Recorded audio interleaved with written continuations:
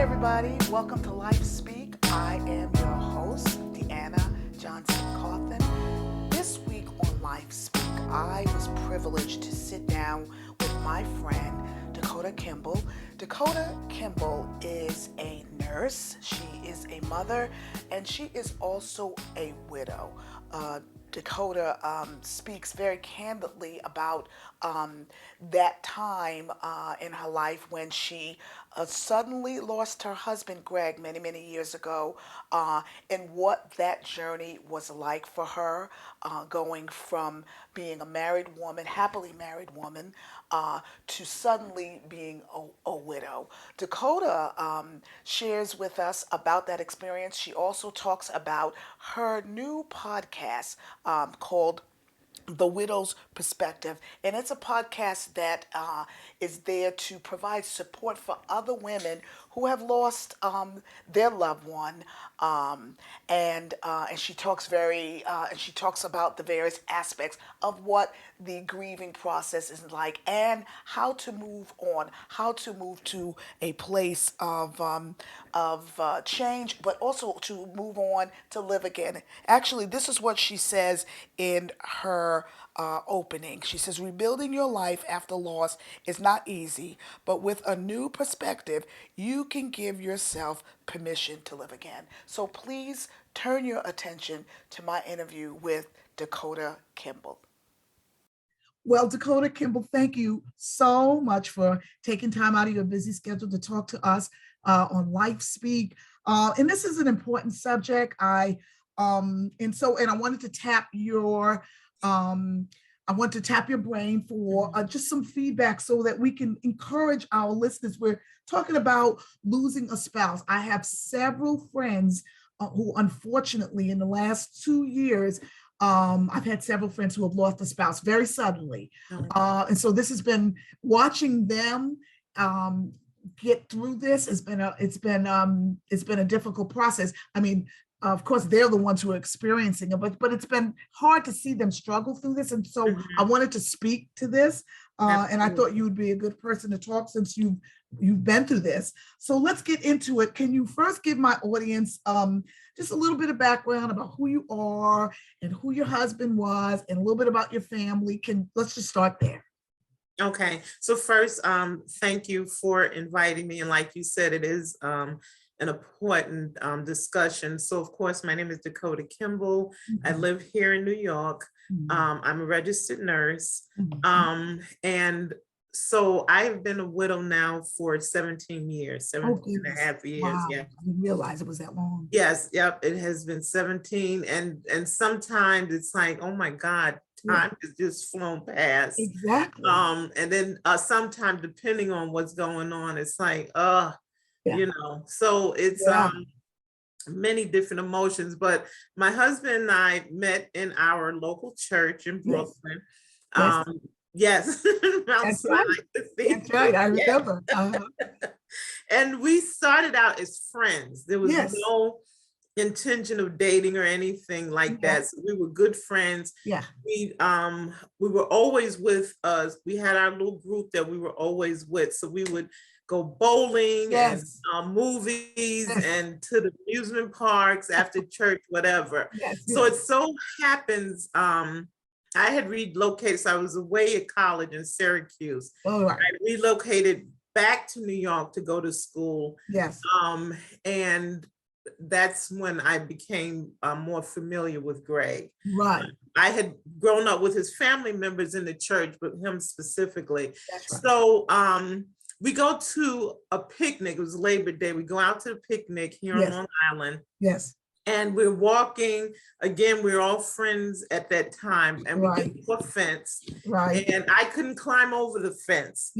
So he reaches over and picks me up over the fence. Oh my goodness. And I was like, oh. Wow, you were strong. Like, oh, okay. So from that time on, we started talking, and of course things blossomed. And in 2005, we got married. So he proposed earlier that year in January, and by October we were married. Wow. Yeah. Wow. So that's how that developed. And then you guys went on to start your family, and you have how many kids? So we have 3 kids. Yes. So right before we got married, I had a scholarship payback to the government for my nursing scholarship. That's right. So we ended up moving to Montana for 4 years. Oh, wow. So on an Indian reservation. So before we went out, I had my son. Right. And then we went on, one daughter was born out there. Yes. And then when we relocated back to New York, I guess maybe 7 years later, I had my daughter. Okay. So yeah. Wow, that's very interesting. I did not realize that you guys had moved to what you said, Montana. Montana, yes. I did not know that. So this is all very. This is pulling all the story together for me. I know parts and pieces of it, right? But I didn't know that part. Very interesting. So now let's talk about Greg and his passing. If I remember correctly, he passed away very suddenly. Can you tell us a little bit more about that time? Yes. So actually, it was a Wednesday night, which would have been our church night, Bible study night. Right. And he had 2 kids. I had one because I could do something with another one. Right. I happened to see him maybe a couple of hours later, and it was just random. So I took the second child, that was my baby at the time, so she was 10. Right. And he and my son goes off to the church. Right. So a few hours later, I started receiving phone calls. Something happened with Greg, and and it started escalating. Yes. To the point that they came to pick me up. Oh, goodness. They took me to the church. Yes. He was at, there was an ambulance, but we went on to the hospital. And what was interesting is we got to the hospital before the ambulance did. Oh. And so because I'm a nurse. Right. So part of that kicked it. So it was just a lot of confusion. Yes, a lot of in my head, because you're praying and some things don't seem right or whatever. Right.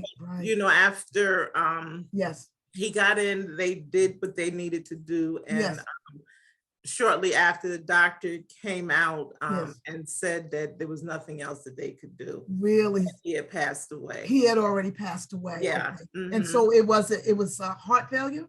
No. So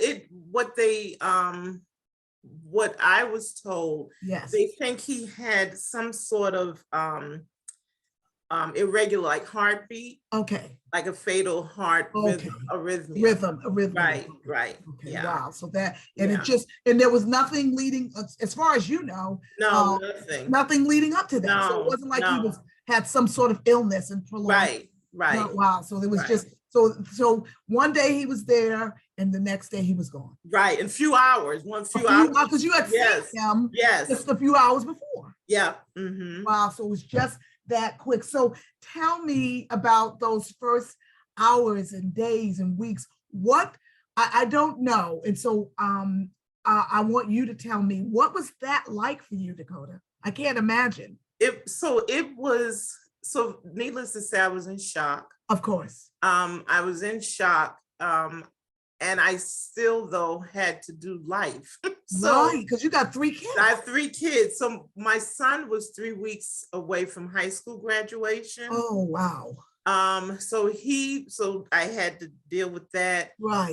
I had the 15-year-old going on 16 and my 10-year-old going on 11. Right. So it was, I guess I was like the Walking Dead. Yeah, I get exactly. I mean? So you do what you need to do. Yes.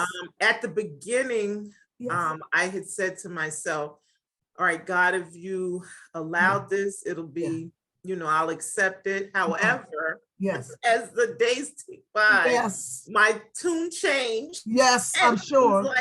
It was like, God, all right, I don't know what is going on? Why this happened? Yeah. Exactly. I don't know what I did to you. Right. But if you bring him back, wow. What I did, you know, and it was just, it was the pain was so great. Oh, I can imagine. The pain was so great. Trying to manage that, trying to manage the kids and and paying bills and just yes, yeah, wow, wow. And so you said, but so what sounds like there was these stages that you went through. right. First right. it was shock, then right. it was, almost like negotiating, God, what is it that Absolutely. I did or need to do to make right. this, so it sounds like you went through a variety of stages in right. those, right. and it probably took, the stages probably went on for quite some time. It went on way too long. I'm just going to be honest. It went on way too long. So what happened was, for me to be able to move on, I had to disconnect my feelings. Really? So yeah, so I could only focus on my kids. So what happened, the other thing that happened was, at his repast, one of my co-pastors came to me, because Greg was over the youth department at that time. And they asked me to take over the youth department. Oh, really? Yeah. So I was so my focus at the time was, of course, my work, my kids, and then these kids now, the youth department. Yes. So that's what I did to not think about what had happened to me. Sure. Yeah. So and then the times that I was alone. And again, trying to figure out, God, why did this happen to me? Crying out, trying to deal with the emotions. And I was afraid that if I had really started to grieve, that I would never be able to come back from it. Okay, so you were afraid to go very there. Measured. Really. So how long did that go on? Because it seems like you would need to enter into that grieving mourning process in order to heal. Right. So like I said, when things happened, when the pain was overwhelming, then I would get to a space, my own, and cry and do what I need to do on that end. There were days that I hated to see the sun shine. Really? It was just because, Greg worked a lot 3 to 11. Oh, okay. Gotcha. So up until maybe a week or two before he passed, he only had one car. Oh. So I would pick him up from work sometimes. Right. So we would be out, so if he worked as a nurse. Right. So he didn't get off at 11 o'clock. Sometimes it's 12 o'clock, sometimes it's 12:30. 12:30. So then we spent those hours, together driving back home. It was just, so the nights sometimes were unbearable. They just seemed so long. So it's like, so I have to get up now and relive this pain all over again. Oh my God. So, and I didn't know. I didn't go to therapy. Because from people I'd heard, when they went into group for grief, that people kept bringing up it over and over again. And in my head, it was like, I can't do that. I can't. I don't want to do that every week. So that part, so it was just like hit and miss. Oh, wow. So I did, and then my focus, like I said, was the kids. Right, of course. So so that's where I put all of my energy. Wow. So now, so you gave a very good description about where you were, in your head during that time. And what you just said is a good segue into this next question. You said you didn't go to a grief counseling thing because you just felt like that you would keep hearing about it over and over again. So what is a good way to relieve or to get through the grief, to deal with the grief? What would you recommend in hindsight? Now you have the benefit of 17 years. You can look back. Now we're speaking to people who are in the middle of this thing, whose husbands just died less than a year ago. I've got a couple of friends. It's been 2 years now. Somebody just lost someone a few months ago. Anyway, maybe that's different for everybody, but what do you think about how do you grieve? What is there a right way to grieve? This is what I'm going to say. I spent so much time suppressing my emotions. Yes. And also, so we're faith-based family, Right. Of course. Mm-hmm. So, and that played in a little bit too, because you're upset with God. Yes, definitely. You're upset with God. Definitely. And definitely. people want you to be strong in your faith, right? Oh my God, yes. So that's so hard. That's so hard. And that takes a toll on you, because then you're suppressing, because you don't know who to be vulnerable with. Exactly. Because then people make you feel bad because you express the feeling. Exactly. And my advice now to everybody, feel what you feel. Exactly. You have to feel every emotion, because if you don't, it comes up later. Oh, it does. And it comes back to bite you. Yes, absolutely. Absolutely. Now, of course, I haven't dealt with the death of a spouse. My father died many years ago, and I was a little girl. And I just remember not having a safe place to go to talk about that. Right. I remember something you just mentioned just now made me remember this. I remember people from the church say, and they meant well, Dakota, I get it. But they would say, you be strong now. Be strong for your mother. I'm thinking, who's going to be strong for me? I'm the kid. Right. Be strong now, God is still real. God is still, and I thought, and I remember being so angry. Elated. It took a minute, but then I realized I really am angry. Right. Because I don't know where to go with all of this. My dad's dead. So I know it's not the same as a husband, but it was a major loss for me as a 13-year-old girl. Right. But the church, they tell you that. Yes. What's interesting that you bring your dad up. Yes. Because I remember during my time, your family. Yes. Because I'm in my head, so I knew a lot of divorced people, right? Right. So now in my head, I'm trying to think, about widows that I knew. Yes. And I remembered your dad. I remembered your family. So your family definitely right. And my mother was you, of course. Yes, absolutely. She lost the husband. Yes. My mother was only 42 when she lost my dad. Same age. Wow. Is that right? Yeah. And by the way, how old was Greg? 42. Oh my goodness. Yeah. Wow. Yeah. I knew it was early 40s. I just couldn't remember exactly how old he was. And so, and I want to go to this next question. What are some things that people should not do when they're trying to help someone who's grieving? That should not do, some things they should not say. I know people mean well, Dakota, and I think they want to say something. They want to say something, and they may not know what to say, but they say something, and sometimes that something is just not appropriate. So can you speak to that? Yeah, so what I'm gonna say, and I say it cautiously, but you have to remember that you're dealing with people now who are vulnerable. Definitely. So number one, if you make a promise, don't break it.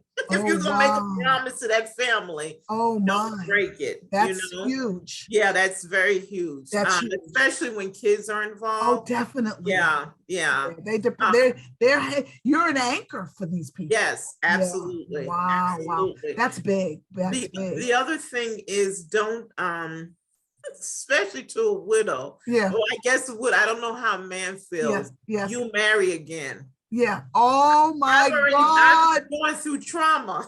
Oh my goodness. My thoughts are not on marriage right now. Oh, I'm trying to figure out how I'm going to live without my husband. Yeah.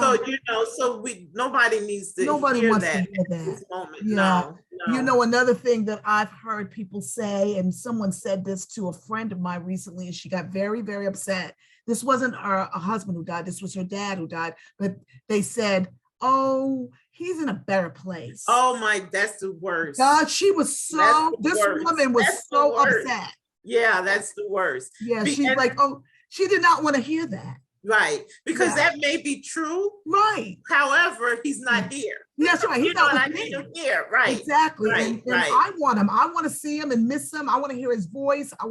And so I think, like I said, people want to say something comforting, but they don't know. We don't deal with grief very well. No, we do. And I don't know whether that's a United States of America thing or just a general thing, but and what I've had to tell people when I've been in my grief as a 57-year-old now, I didn't know this then, I know it now, is to say, you know what, it's okay that you don't have the answers. It's okay. But you know what, just say out, I'm praying. You seem like you're in a lot of pain. Right. And I'm going to pray that the Lord will give you comfort during this. Absolutely. You don't have to have the answer. Absolutely. So so I think, is there anything else that people can do? So the other thing is, actually there's another one. You should be over it by now. Oh my God, please tell me they don't say that. Yes, they do. And and what happens is, then like you said, a safe place. Yes. You don't give people going through that the freedom to grieve. Yes. Especially in front, because now I have to do this behind doors because no one can handle it. Oh, Yeah. And the other thing is, they're not going to, the other one, which people do mean well, what do you need? Yes. They're not in a place to tell you what they need. They are not. No. So if you said what they can do, so if God lays it, whatever God lays on your heart to then just do it. That's what you do. I love it. I know one thing, I just recently spent some time with a friend who unexpectedly lost her 35-year-old son. Just the heart, they didn't realize he had a couple of arteries that were 90% blocked, and he was on vacation in Mexico, and it's gone, just like that. And so one of the things I did was, I reached out to her and just said, how are you? How does grieving look for you today? And what is it that you need from me? I didn't know. And she says, will you just sit with me? Yes. So I went over there, and for 2.5 hours, we sat. Right. We chit-chatted about things. Right. And she told me lots of stories about her son. And showed me his dog and other personal things. And we just chatted. Right. And she said, there's not a lot of people that would come over and just to sit with you. Absolutely. And so we just sat and we just talked and we just shared, and I let her talk. Right. And so, I think that we need to do better about those kinds of things. Right. And what you did was perfect. Because some people stop speaking about the deceased person. Like, not here anymore. So to just be able to, like you said, her share story. Let her share. And we went back and forth. I asked her, so Matt did this. I'm looking at pictures. I'm looking at his awards. I'm looking at trophies. I was like, so, he was involved in this, and she told me stories about that. And I'm looking at pictures. Where were y'all when y'all took this picture? We were on vacation. So lots of stories that she got to share about her loved one. Right. Yeah, and I think that's super important. So, does the pain of losing a spouse, does it get better, Dakota? It gets less intense. Okay. I'll put it that way. Okay, that's a good way to describe it. It gets less intense. Yes, absolutely. Yes. Absolutely. Wow. That's I think people need to hear that to know. I think maybe you don't, when you're in a lot of pain, you may not believe that this will ever get better. But I think it's important for them to hear someone who's been there say it gets less intense. You do get to live. You can live again. Yes, you can. And the other thing I would like to add is, and major life events will trigger. Oh, really? So you have to be prepared for that, even for the holidays. Because like Thanksgiving was, Greg loved Thanksgiving. Oh, wow. So it took me a long time to get into Thanksgiving again. Really? Because of that. Yeah. So and to know that that's normal. Yeah, okay. That's a good word. Right. And just prepare yourself for the holidays are hard. Right. That's or marriage, if kids are getting married, or babies are being born. Boy. All of those things. Yes. Yeah, that's huge. Let's talk a little bit about your podcast. You have a podcast called The Widow's Perspective. Can you share a little bit about that with my audience? Yes. So in 2021, I launched A Widow's Perspective. Okay. And it's basically, like I said, to uplift and empower people that's going through various stages of grief. Okay. So of course, widows and widowers are close to my heart. Right. But what I found out, everybody grieves in my goodness way. Right. You know, so the interesting thing with the podcast was after each episode, so this is the repressed feelings now. Yes. So after each episode, the repressed feelings started coming up. Really? Oh, it was horrible. Oh my. So I stopped. Yes. Because I said, you know what? I need therapy. I need to, yes. It's okay. Yes, it is. It's okay. It's you can give yourself that but time. You need to, and so that's what I had to do. Good for you. To give myself, Good for you. Good for you. And to start channeling those emotions and just being better at coping with certain things, because everything was still going back to that. Really? And it's like, I can't live the rest of my life like this. Going backwards. Right. And then I had a thought one day, I said, if by the way, if God has somebody for you, you would be a horrible wife, because because you still have some some baggage. Right. Yeah, right. So let's talk a little bit about that as a resource. The therapy. I love that you recognize that, hey, still have some things to unpack here. Would you recommend therapy for folks going through grief like this? Absolutely. If it's coming to a point. And this is what I'll say. So clearly I was functioning. Totally, right. But there were things for me. So I was doing for everybody else. But when it came to me, I was still standing still. Oh, wow. And that wasn't good for me. No. You know, or I would make a step and then come back. Okay. So it was like, you know what, you need to handle this. So if you find that you're not able to function, you're not moving forward, because we are still supposed to move forward in life, even because we still have purpose. Right. So absolutely. And so now you do individual therapy, or you in a do you do support group stuff? Do you do both? What do you do? No, I do individual. Oh, you do individual therapy. I do individual. Very good. Are there any other resources that you have tapped into yourself or would recommend? Therapy, of course, is one thing.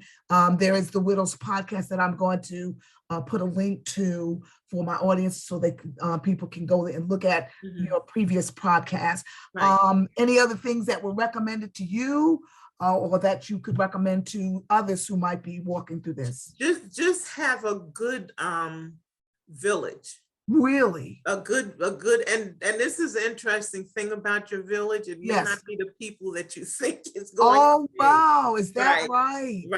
Right. That's so you just need, a good village. You need, depending on how you are with money, you need, a good financial planner, or someone, if you're bad with money, someone because you need help walking through all of that. But you have to make sure, again, because you're vulnerable.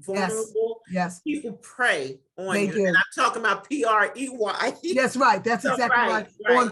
On someone who's like you said, who's vulnerable, who's at a place where they're trying to figure this all out. So somebody could come in and try to take advantage of you. Absolutely. Didn't think about that. So so having someone, a trusted accountant or financial person to walk you through some of the stuff, because that's huge. Again, that's one of the things my friend recently mentioned. She said, Deanna, there's so much to settle, you know, financially, as far as estate stuff. Although she, there's everything passes on to her. I've got to figure out this. I've got to figure out that. Her husband did all of that.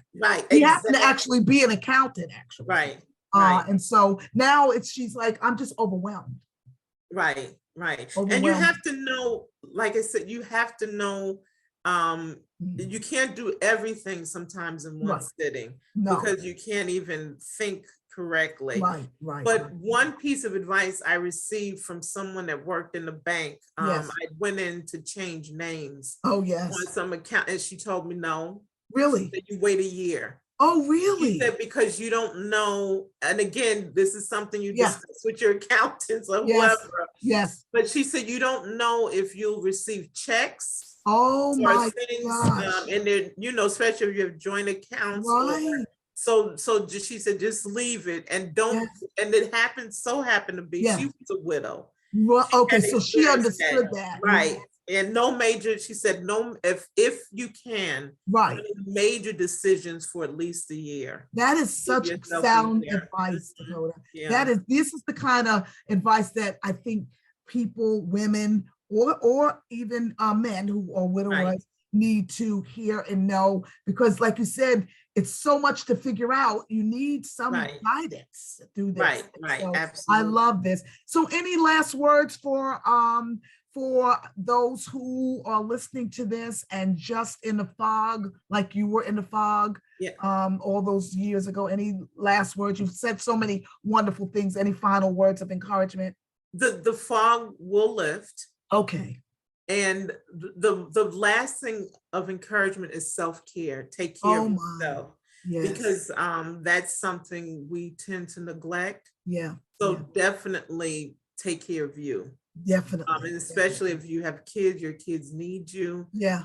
Your family needs you. Your work needs you. Yes. And you need you. You need you. You need you. So you want to be healthy physically, emotionally, mentally, and all aspects of your life. And I think there's that, like you said, when you're so sad and and grieving so hard, you know, I think that you could just shut down and you don't want to do anything. Another friend that I had who's going through, she's grieving the loss of a mother. She said, Deanna, I didn't even, for the first few weeks, I wasn't eating. I wasn't even eating. And she said, when you sent me that gift card, the Grubhub, and told me to eat, that sort of restarted me. And I went ahead and just ordered some food and I started eating. I didn't really feel like it, but it got the process going. But she was just grieving so hard that she wasn't even eating or sleeping. So I think self-care is huge. You're right. Absolutely. Dakota, it has been a joy to talk to you. I knew it would be, and you have exceeded my expectations. And so thank you so much. I think that people, especially as we get ready to go into the holidays, like you said, this is a particularly poignant thing that I think people need to hear. So thank you. God bless you. Continue to do what you do to heal others, even as you continue to heal yourself. So we love you and we'll talk soon. Okay. Have a great day. All right, bye-bye now. Bye-bye.